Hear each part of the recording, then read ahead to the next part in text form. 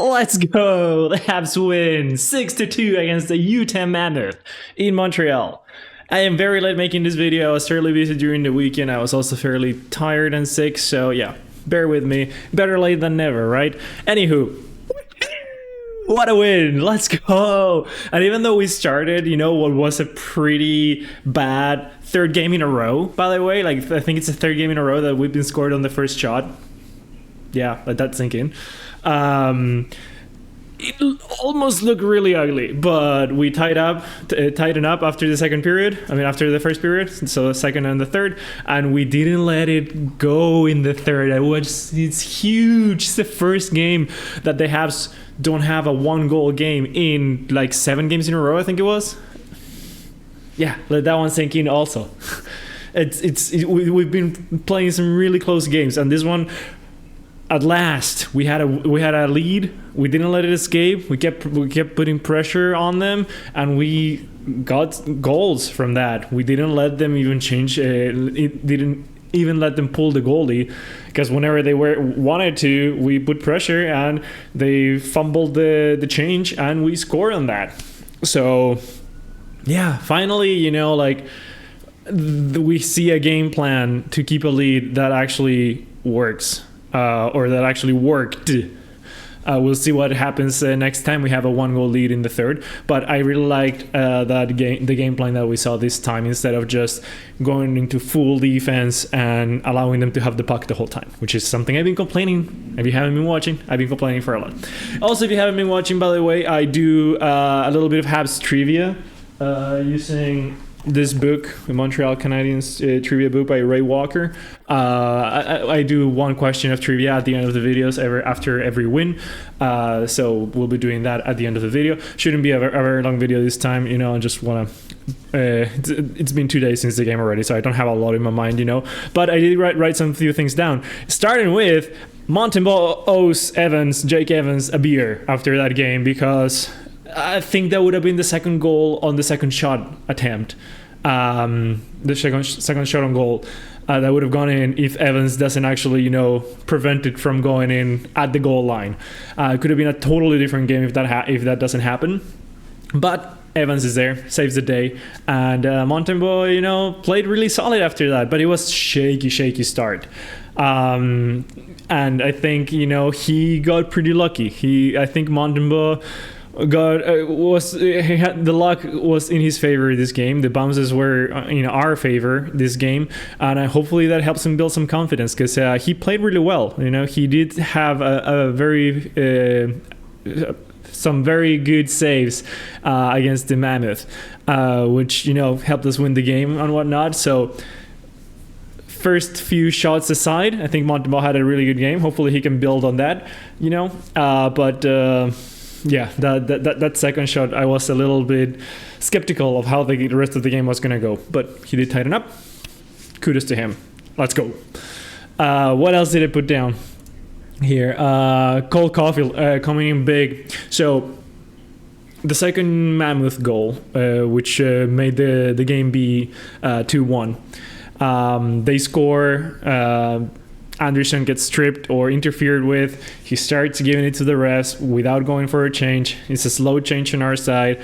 The Mammoth see that the whistle didn't go, that we are discombobulated, and they capitalize and they score. They left Monty to hang. It was a 3-on-1, I think. So yeah, they score in that. Not a lot Monty could have done there. Sucks, because I don't like when we complain to the refs, play to the whistle. Like, I understand that you're frustrated, but Anderson is a vet. He should know better, and we get scored on because of that. And yeah, like, you're not going to change the outcome of that. It's not like they didn't blow the whistle, you complain, and they're like, oh, you know what? You're right. I'm going to blow the whistle now. No. So complain after. I don't know, not the time, right? So we get scored on. And I think the team would have been really deflated by that if Cole Caulfield hadn't scored.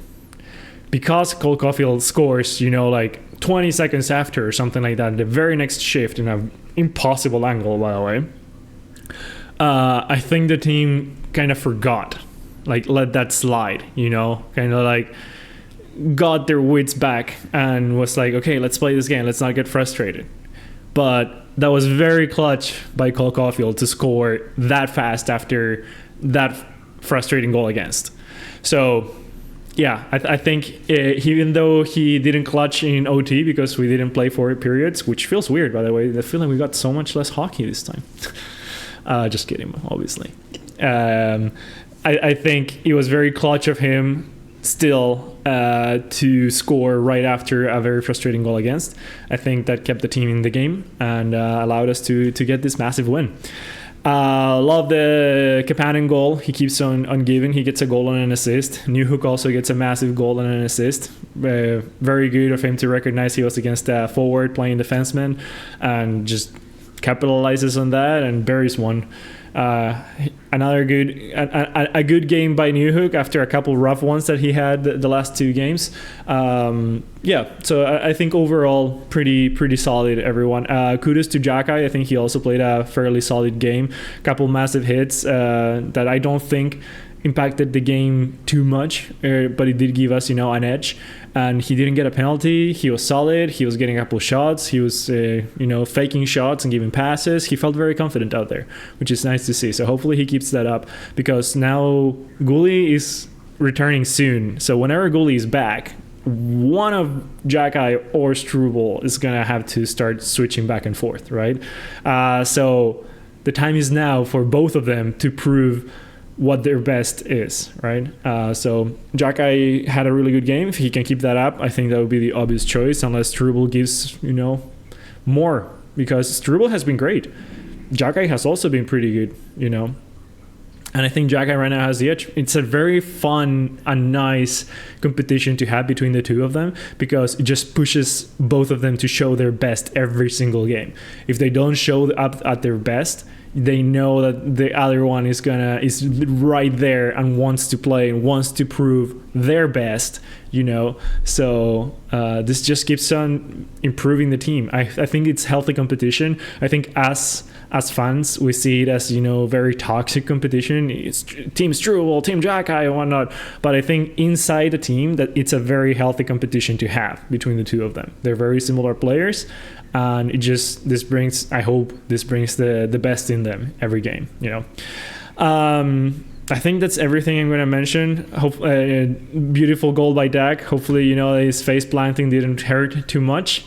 Like I said, I was going to keep it short because, it's 2 days after. I don't think anybody wants a very long ass rant of how good the team was. So let's quickly jump into one of the questions. We're going to do a draft today. It's a subject, and we'll do question number 2, which is true or false. True or false. The Montreal Canadiens have never held the number 1 overall pick in the NHL draft in the entire history of the franchise. True or false? I repeat, the Montreal Canadiens have never held the number 1 overall pick in the NHL draft in the entire history of the franchise. True or false? I think this book was from 2022, maybe before 2020, sorry. So it's before Slafkovsky. So obviously don't think of that first overall. I am still going to say false. Because I think Guy Lafleur was a pick with the first overall pick, because it was, when they picked Slav, it was number 10, that whole thing. So I think I remember Guy Lafleur being the first overall, so I'm going to say that one is false. Let's see. Question number 2 is indeed false. So at least we've had one more first overall pick, which I'm pretty sure it was Guy Lafleur. So that's it. Don't forget to leave all your feedback, the good, the bad, and hopefully I'll see you soon after, not this late after, the game tomorrow, Tuesday, against LA Kings in Montreal. Go Habs, go!